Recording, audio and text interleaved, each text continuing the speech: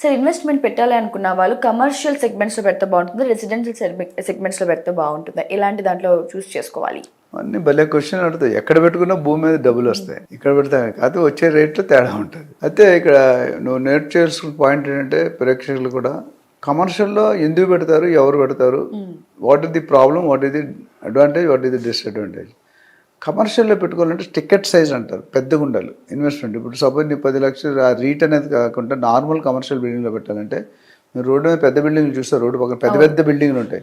ఒక ఫ్లోర్కి 5,000 10,000 square feet ఉంటుంది. ఒక స్క్వేర్ ఫీట్ 10,000 20,000 30,000 ఒక స్క్వేర్ ఫీట్ ఉంటుంది. సపోజ్ ఒక 5,000 ఉంది అనుకోండి, 5,000 ఇంటూ 10,000 ఎంత అయింది? 5 కోట్లు. 5 కోట్లు మన దగ్గర ఉంటుందా లేదని క్వశ్చన్ మార్క్. అదే రెసిడెన్షియల్ అయితే మీరు ప్లాట్ ఒక 20 లక్షల నుండి 2 కోట్లు 3 కోట్ల దాకా పెట్టుకోవచ్చు. అయితే సపోజ్ మీరు ₹1 కోటి ఫ్లాట్ కొనుక్కున్నారు అనుకున్నప్పుడు మీ బడ్జెట్ ప్రకారం ₹1 కోటికి రెంట్ ఎంత వస్తుంది? ఇయర్లీ మంత్లీ 20 నుండి 25,000 మ్యాక్సిమం, అంతకంటే ఎక్కువ రాదు. అండ్ ఓల్డ్ అవుతున్న కొద్ది ఆ ప్రాపర్టీ తాలూకా వాల్యూ కూడా తగ్గుతుంటుంది. సో ఒకవేళ మనం హైయెస్ట్ 25,000 పర్ మంత్ తీసుకున్న సంవత్సరానికి 3 లక్షలు, అంటే ₹1 కోటి ఇన్వెస్ట్మెంట్ 3 లక్షలు వస్తున్న 3%. అదే రియల్ ఎస్టేట్ కమర్షియల్లో ఎక్కువ బడ్జెట్లో పెట్టుకుంటే మీకు 6 to 8% వస్తుంది. అది బిగ్గెస్ట్ అడ్వాంటేజ్. డిసడ్వాంటేజ్ అంటే బడ్జెట్ అమౌంట్, అడ్వాంటేజ్ అంటే మీకు రేట్ ఆఫ్ రిటర్న్స్ ఎక్కువ వస్తాయి. కానీ మళ్ళీ ఇంకొకటి అడ్వాంటేజ్, రెసిడెన్షియల్ అనుకోండి 25,000 టెనెంట్ ఖాళీ చేసాడు అనుకోండి, దొరకడం ఈజీ. కానీ కమర్షియల్లో రోడ్ సైడ్ రీటైల్ ప్లేస్ అయితే మిగతా ప్లేసెస్ ఫిల్ అవ్వడం కష్టం. ఆ ఖాళీగా ఉన్న property tax, water tax, electricity bill అన్నీ మీరే కట్టుకోవాలి. ఇది ఒక ఛాలెంజ్ ఉంటుంది. బట్ మామూలుగా అయితే దొరుకుతాయి అదే రోడ్ సైడ్ ఇన్సైడ్, మీరు ఇన్సైడ్ బిల్డింగ్, ఇంత పెద్ద బిల్డింగ్ మీరు ఎప్పుడైనా ఒకరు వెకేట్ చేస్తే ఇంత పెద్ద ఇలాంటి టెనెంట్ రావడం అంత ఈజీగా రాదు. అదే చిన్న ఫ్లోర్ ఉందనుకోండి, ఒక ఫ్లోర్కి లేకపోతే సగం ఫ్లోర్ ఈజీగా వచ్చేసారు. ఇప్పుడు చిన్న సైజులో కొనుక్కునే వాళ్ళు, ఇప్పుడు 20 లక్షలు 25 లక్షలు ప్లాట్ కొనుక్కునే వాళ్ళు 1,00,000 మంది ఉంటే, ₹1 కోటి పెట్టి కొనుక్కునే వాళ్ళు మేబీ 5,000 10,000 మంది ఉండొచ్చు. సో అలా బడ్జెట్ పెరిగి ఒక 5 కోట్లు పెట్టి కొనేవాడు మేబీ 100 మంది 200 మంది ఉండొచ్చు given point of time. So ఎంత సిటీకి మీరు దూరంగా వెళ్తుంటే అంత రేటు తగ్గుతుంది, ఎంత దగ్గరగా వస్తుంటే అంత పెరుగుతుంటుంది. సో రెండూ మంచివే. మీ పర్పస్ ఏంటి? మీరు రెంట్కి ఇవ్వాలనుకుంటే ఒక రెంటల్ ఇన్కమ్ ఉండి మీ దగ్గర ఎక్కువ బడ్జెట్ ఉంటే కమర్షియల్ సెగ్మెంట్ డెఫినెట్గా పెట్టుకోవచ్చు. లేదు మీకు అంత బడ్జెట్ లేదు, అంత లోన్ రాదు, అంత కెపాసిటీ లేదు, మీకు అంత శాలరీ లేదు, ఎందుకంటే మీరు తీసుకోవడం ఈజీయే బట్ కట్టడం కష్టం కదా. బ్యాంక్ వాళ్ళు లోన్ ఇచ్చేటప్పుడు మీ సిబిల్ స్కోర్, మీ కట్టే కెపాసిటీ. ఇప్పుడు నీకు సపోజ్ 50,000 జీతం వస్తుంది అనుకోండి, మీరు 5 కోట్లు లోన్ అంటే ఇప్పుడు దానికి ఒక లెక్క ఉంటుంది, ఆ లెక్క ప్రకారమే ఇస్తారు. ఇది గమనించుకోవాలి. ప్లస్ దాన్ని మీరు కమర్షియల్ కూడా మీరు వాడుకోవడానికి కొనుక్కుంటున్నారా, లేదా మీరు రెంట్కి ఇవ్వడానికి కొనుక్కుంటున్నారా, లేదా ట్రేడింగ్ కోసం కొనుక్కుంటున్నారా? మనం చెప్పుకున్న రకాలు ఉన్నాయి, ఇన్వెస్ట్మెంట్ రకాలు. సో అది కూడా డిపెండ్ అయి ఉంటుంది మన ఫ్యాక్ట్, ఇది కొనాలి అది కొనాలి.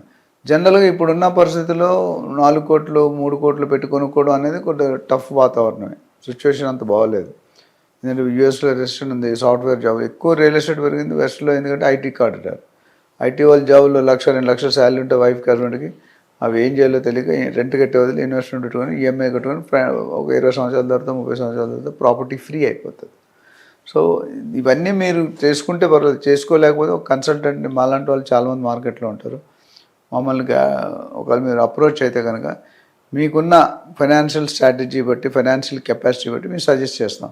ఫస్ట్ మేము ఇన్వెస్ట్మెంట్, మా రియల్టర్ ఆక్సిజన్లో ఒక ఇన్వెస్ట్మెంట్ అడ్వైస్ సెల్ ఉంది, మిగతా సెల్స్ కూడా. ఆ సెల్ ఏంటంటే ఇప్పుడు మీరు ఒక ఎక్స్ అమౌంట్ మీ దగ్గర ఉంది, నేను ఇన్వెస్ట్మెంట్ చేయాలనుకుంటున్నానంటే మీతో ఒక 1/2 అవర్ 1 అవర్ క్షుణ్ణంగా మాట్లాడి మిమ్మల్ని అర్థం చేసుకొని మీ రిక్వైర్మెంట్కి తగ్గ మేము సజెస్ట్ చేస్తాం. అయితే మేము ఇన్వెస్ట్మెంట్ సజెస్ట్ చేసే ముందు ఒక 4-5 పారామీటర్స్ తీసుకుంటాం. ఏంటంటే ఫస్ట్ ఏదైతే ఇన్వెస్ట్మెంట్ ఉందో సేఫ్టీ ఉండాలి, సెక్యూరిటీ ఉండాలి, ఆ ప్రాజెక్ట్ కంప్లీట్ అవ్వాలి, అప్రిషియేషన్ బాగుండాలి, ఎక్కువ రేట్ రావాలి. సో ఇలాంటి ఫ్యాక్టర్స్ అన్ని చూసుకొనే మేము కన్సిడర్ చేస్తాం. సో చాలామంది డైరెక్ట్ ఎవరో చెప్పారని, ఎవరో ఇప్పుడు ఒక నిన్న రాత్రి ఒక ఫోన్ వచ్చింది, శ్రీశైలంలో ఇన్వెస్ట్ చేసుకుంటాను, ఎక్కడో కడతాలు దాటిన తర్వాత అమ్మంగల్ కల్వకుర్తి అక్కడ ఉంది. ఒక 1 year బ్యాక్ వాళ్ళ ఫ్రెండ్ కొనుక్కున్నాడు. ఓకే, ఒక 1 year బ్యాక్ వాళ్ళ ఫ్రెండ్ కొనుక్కున్నాడు. ఆ ఫ్రెండ్ ఈయనకి సజెస్ట్ చేశాడు ఇప్పుడు కొనుక్కోమని. అప్పుడు కొనుక్కునేటప్పుడు శ్రీశైలం మంచి పికప్లో ఉంది, ఎందుకంటే బీఆర్ఎస్ గవర్నమెంట్ ఉంది, టీఆర్ఎస్, అటు ఫార్మాసిటీ. ఇప్పుడు ఏమైంది, ఫార్మాసిటీ తీసేశారు. వస్తుందో తెలియదు, వస్తే సగం వస్తుందో పూర్తిగా వస్తుందో తెలియదు, ఎప్పుడు వస్తుందో తెలియదు. ఇప్పుడు ఆయనకు ఉన్నప్పుడు ఆయన డెసిషన్ కరెక్టే, కానీ ఇప్పుడు డెసిషన్ తప్పు. ఇప్పుడు ఆయన ఇన్వెస్ట్ చేస్తే ఇబ్బంది పడతారు. ఎందుకంటే ఆయనే చెప్తున్నారు కొన్ని అయినా పెద్ద గ్రోత్ రాలేదు సార్, కొంతకాలం వచ్చిన తర్వాత గ్రోత్ పడిపోయిందని. ఇద్దరు ఉన్నారు, కొనుక్కున్నాడు ఉన్నాడు, రికమెండ్ చేసే కొనబోయేవాడు ఉన్నాడు, కొనుక్కున్నాడు ఉన్నాడు. నిన్న డిస్కషన్ అయింది జూమ్ మీటింగ్లో. అయినప్పుడు ఆయనే చెప్తారు సార్ నేను కొన్నాను కానీ హ్యాపీ లేదు, మరి ఆయన ఎందుకు రికమెండ్ చేస్తున్నాం? సో ప్లస్ ఈయన రెగ్యులర్ ప్లేయర్, ఇప్పుడు 10 సార్లు కొని అమ్మాడు. ఇప్పుడు కొనుక్కునేవాడు సొంత పర్పస్ కొనుక్కుంటున్నాడు. సో పర్పస్ బట్టి, మీ డబ్బులు బట్టి, మీ సిచ్యువేషన్ బట్టి, మీ ఏరియా బట్టి అన్ని నిర్ణయాలు మారుతుంటాయి. ఇప్పుడు నీకు అప్లికబుల్ అయిన ఫార్ములా ఆయనకి అప్లికబుల్ కాదు, ఆయనకి అప్లికబుల్ అయింది నాకు అప్లికబుల్ కాదు, నాకు నచ్చేదల్లా మీకు నచ్చాలనేది, మీకు నచ్చేదల్లా ఆయనకి నచ్చాలనేది. సో ఇదంతా ఒక సినిమా ఉంటుంది. ఒక 10-15 పాయింట్లో మేము ఆన్సర్లు తీసుకొని సేకరించి మీకు చెప్తాం ఇక్కడ కొనొచ్చా కొనకూడదా. మేము ఎవరైతే ఇన్వెస్ట్ చేసామో వాళ్ళు హ్యాపీగా మంచి రిటర్న్స్ ఎంజాయ్ చేస్తున్నారు అన్ని ఏరియా. సో మేము ఏవైతే సజెస్ట్ చేస్తామో ఆ ప్రాపర్టీస్ అనేది డెఫినెట్గా 5 నుండి 6 సంవత్సరాల్లో డబుల్ అయ్యే ఛాన్సులు, 10 సంవత్సరాలు 5 సార్లు అయ్యే దాఖలాలు 100% పుష్కలంగా ఉన్నాయి. అయితే కొంతమంది బిల్డర్స్ ఏమంటారంటే నేను 2 yearsలో డబుల్ ఇస్తాను, 3 yearsలో డబుల్ ఇస్తాను. అది కరెక్ట్ కాదండి. 2 years 3 years అయితే అందరూ మొత్తం మిగతా ఇన్వెస్ట్మెంట్ అనేది ఓన్లీ రియల్ ఎస్టేట్లో పెట్టుకుంటారు. సో పిండి కొలిది రొట్టి, చెట్టు కొలిది గాలి. సో దాన్ని బట్టి మీరు చూసుకోవాలి. లేకపోతే ఏమవుతుందంటే మనం ఇబ్బంది పడే అవకాశం లేదు. అందుకని if you're first time buyer, second time buyer, ఇందాక చెప్పిన కేసు ఒక ఆయన 10 ప్రాపర్టీలు కింద మీద తెలుసు, 10 ప్రాపర్టీలో 2 ప్రాపర్టీలు నష్టమైనా పర్వాలేదు. ఇప్పుడు కొత్తగా ఫస్ట్ టైం కొనుక్కునేవాడికి మీరు ఎప్పుడైనా చూడండి, ఒకటే ఓనర్కి ఒకటే ప్రాపర్టీ ఉంటే ఆయనతో బార్గెన్ చేయడం కష్టం రెంట్. అదే 10 ప్రాపర్టీలు ఉన్నాయనుకోండి, ఇంట్లో వస్తుందో ఇంట్లో పోతుంది. సో దీని మీద మరిన్ని డీటెయిల్స్ కావాలన్నా, క్లారిఫికేషన్ కన్నా they can call us and take the appointment. Thank you sir, thank you so much. ఇప్పుడు ఆపరేషన్ లేకుండానే మోకాళ్లకు ప్లాస్మా ట్రీట్మెంట్, మీ ఆర్థోపెడిక్ సమస్యలన్నిటికీ రోబోటిక్ టెక్నాలజీ ద్వారా తక్కువ ఖర్చుతో శాశ్వత పరిష్కారం, ఫ్రీ కన్సల్టేషన్, ప్రతి ట్రీట్మెంట్ పై 20% డిస్కౌంట్. ఈ ఆఫర్ కొద్ది రోజులు మాత్రమే, త్వరపడండి. V9 hospitals 9281465842.